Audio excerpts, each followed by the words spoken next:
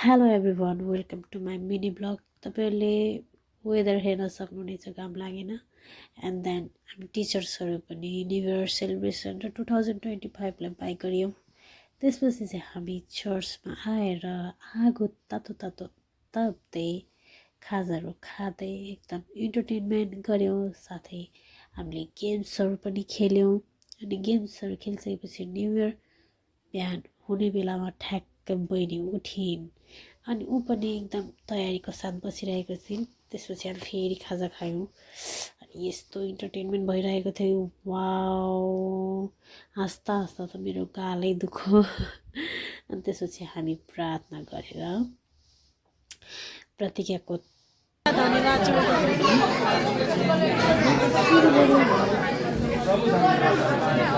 अन्त त्यसपछि चाहिँ यहाँनिर यति साह्रो हल्ला भयो कि ओ माई गड, के भयो जस्तो लाग्यो मलाई चाहिँ। अनि सबैजना न्यु इयरको कार्डहरू तान्न लाग्यो। अनि तान्दै तान्दै तान्दै तान्दै बेलुनहरू कसैले फुटेर आएको थियो भने कसैले कार्डहरू तान्दै हुनुहुन्थ्यो।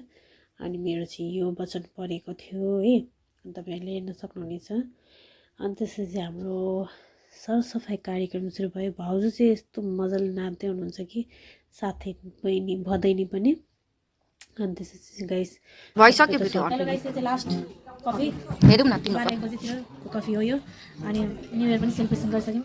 अनि भोलि मेरो इक्जाम छ, राम्ररी पढ्न सक्छु। मेरो इक्जाम छ, सफल भइसक्यो। अनि भोलि मेरो इक्जाम छ, स्कुल गएर स्कुलको ड्युटी सकेर मेरो इक्जाम सकेर अनि फेरि स्कुल पुग्नु पर्ने छ गाइस।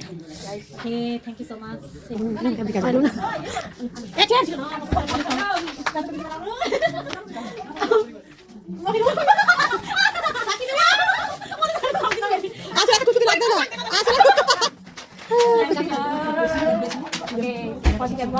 भोलि एक्जाम छ आजको, छोरीलाई प्रार्थना गरिदिनु।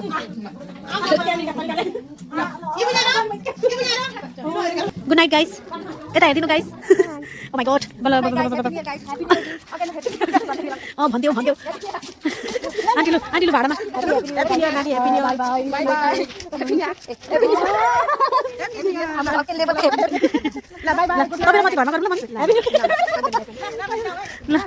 यता फेरि यता के भन्दै